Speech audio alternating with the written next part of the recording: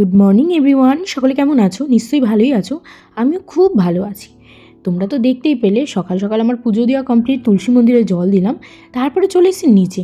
আজকে হলো একাদশী, মামুনি বাবা যেহেতু একাদশী করে তাই আমাদের বাড়িও একাদশীটা পালন হয়। সেই কারণে আমি একটু এসে সবজিগুলো কেটে দিচ্ছি। আজকে হবে ডালিয়া, তাই একটু সবকটা সবজি কেটে দিচ্ছি, যেমন শিম, আলু, তোমার টমেটো, পেঁপে আর গাজর, ক্যাপসিকাম। কিন্তু একটু কুমড়ো দিলে ভালো লাগে, সে কুমড়োটা ছিল না, তাই আর কুমড়োটা দেওয়া হয়নি। বাকি সব সবজিগুলো মোটামুটি দেওয়া হয়েছে। আর দেবে একটু মটরশুঁটি। মামুনি ওইদিকে মুগ ডালটা সিদ্ধ বসিয়েছে, তাই আমি এদিকে সবজিগুলো সব কেটে কুটে গুছিয়ে দিচ্ছি। আমার সবজি কাটা হয়ে গেলে মামুনি সব ভেজে রান্না করবে। রান্নাটা আমি দেখাবো। আমি আগে সব সবজিগুলো কেটে গুছিয়ে নিই। অন্য দিন তাও নিরামিষ হয় মামুনি বাবার যেদিন একাদশী করে, কিন্তু আজকে আর নিরামিষ হবে না, কারণ তার আগের দিন ছিল শুক্রবার, মানে গতকাল ছিল শুক্রবার। এবার একদিন তো নিরামিষ খেয়েছে, তাই রায়ন আর রায়নের বাবা নিরামিষ আর খেতে পারবে না। হ্যাঁ, রায়ন খেতে পারবে, কিন্তু রায়নের বাবা আর খেতে পারবে না। তাই একটু আমাদের জন্য আমিষ রান্নাই করব। কী করবো সেটা পরে দেখাচ্ছি। আর এই দেখো আলুগুলো কাটছি না, এগুলো আলু ভাজার জন্য কাটবো। আর আলু ভাজা এমনি যেমন ডেলি আমরা খাই সেরকম করবো না, আলুগুলো গোল গোল কেটেই ভাজা হবে।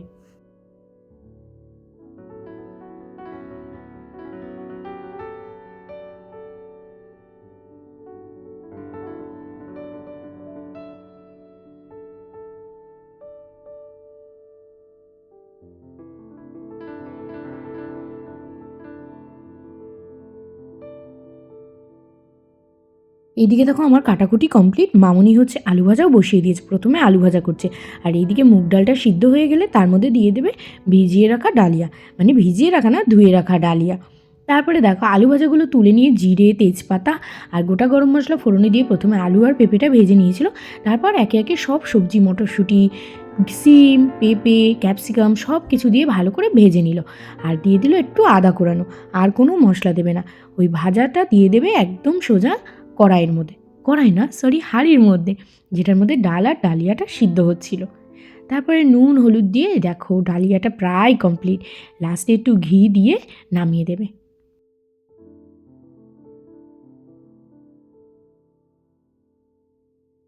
ডালিয়াটা তো কমপ্লিট, দেখতেই পেলে একেবারে সঙ্গে সঙ্গে বাবার জন্য একটু তুলে রেখে দিচ্ছে ডালিয়া আর আলু ভাজা, মানে বাবা টিফিনে দেবে বলে। আর এইদিকে তো মামুনি রান্নাবান্না সব কমপ্লিট। আমি একটু বসিয়েছি চা। এই যে রায়ান দেখো খেলা করছে, ঘুম থেকে উঠে ব্রাশ ট্রাশ কিচ্ছু করেনি, সোজা এই গাড়িটা নিয়ে পড়ে গিয়েছে।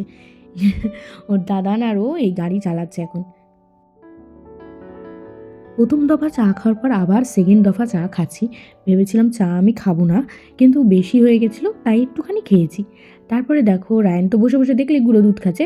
ও খাওয়া দাওয়ার পরে চলে গেছিলো কাকায়ের বাড়ি, মানে রায়নের বাবায়ের মামার বাড়ি, ওর ঠাম্মির সাথে।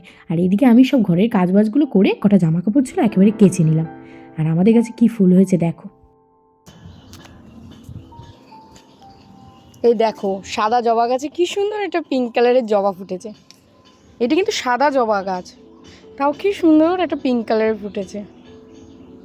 ফুলটা তুলে ঠাকুর ঘরে রেখে দিলাম, কেননা আমার তো পুজো দেওয়া হয়ে গেছে, তাই ওই ফুল দিয়ে আগামীকাল আমি পুজো দেবো। এবার দেখো ফুল তো রেখে এসেছি, চলে এসেছি এবার সোজা রান্না করে। আজকে হবে আমাদের জন্য হাঁসের ডিম, আর রায়নের জন্য হবে দেশি মুরগির ডিম, সব রকম সবজি দিয়ে। আজকে নতুন আলু দিয়ে লম্বা ডিমের ঝোল রান্না করব। তাই নতুন আলুগুলোকে আর সিদ্ধ করিনি, ভালো করে ভেজে নিলাম।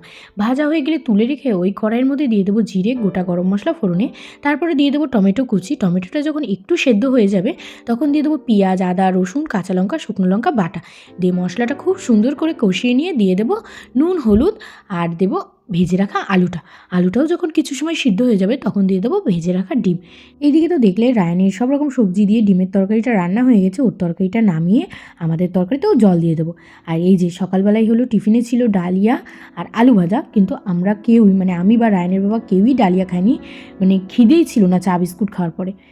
দেখো এদিকে আমার ডিমের ঝোলটা ফুটে গেছে, আলুটা সিদ্ধ হতে বাকি রয়েছে, আরেকটু ঢেকে রেখে সিদ্ধ করে নেবো আলুটা। তারপরে নামিয়ে দেবো গরম মশলা গুঁড়ো দিয়ে।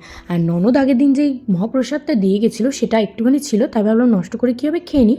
একটু কাজু বাদাম দিয়ে খেয়ে নিয়েছিলাম।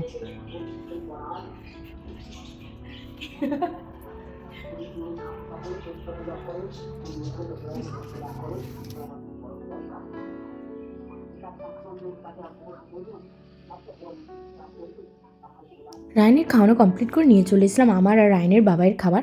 আজকে ডিমের ঝোল ছাড়া আর কিছুই করিনি, দুজনের জন্য আর কি আলাদা রান্না করব। তার মধ্যে একটা মুরগির ডিম দিয়েছিলাম, সেটা আমি আর রায়নের বাবাই হাফ হাফ করে খেয়েছি। মামুনি বললো যে একটা ডিম দিয়ে, আমাকে বলেছিল দুটো ডিম খেতে, কেন আমি ডিম ভালো খাই। তা আমি আর দুটো ডিম খাইনি, রায়নের বাবাইকে একটু দিয়েছিলাম আর আমি একটু খেয়েছিলাম। দেখো শুধু ওই দিয়ে ভাত খেয়েছিলাম, কিন্তু খেতে খুব ভালো হয়েছিল ডিমের ঝোলটা।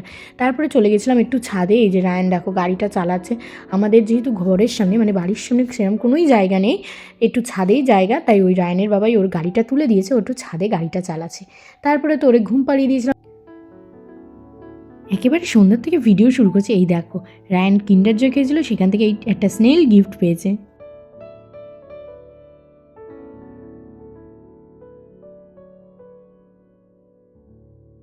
রায়নের দিদান দেখো এখানে পাঠিয়ে দিয়েছে মালপোয়া, ভেজিটেবিল চপ, এত কিছু তো পাঠিয়েছে। আবার রায়নের বাবাইও নিয়ে আসবে এক গাদা। ওর অ্যাকচুয়ালি মনে ছিল না মামুনির আজকে একাদশী, তাই এক গাদা এনেছে। আমরা তো খেতে পারিনি, কিছুটা খেয়ে বাকি সব রাখা। আর রাতের জন্য করছি রুটি। রাতে হচ্ছে মামুনি বাবা রুটি খাবে, তাই ভাবলাম একেবারে আমাদের জন্য রুটি বানাবো। রায়ন ভাত খাবে আর বাকি সবাই আমরা রুটি খাবো, তাই আমি নিচে এসে রুটিটা করে নিচ্ছি।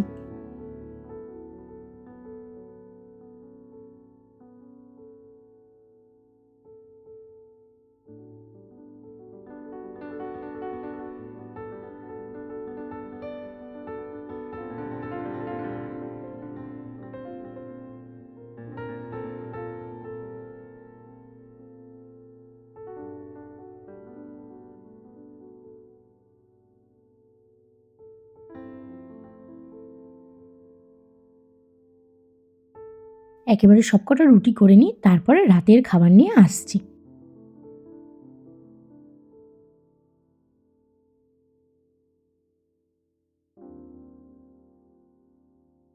রাতে দেখো আমার আর রায়নের বাবার জন্য খাবার নিয়ে চলে এসেছি। ডিমের ঝোল, মিষ্টি এনেছিল মামুনি, মিষ্টি আর বেগুন ভাজা। এই দিয়ে রাতের খাবারটা আমরা শেষ করছি। আর ভিডিওটাও আমি এখানে শেষ করছি। গুড নাইট সবাইকে।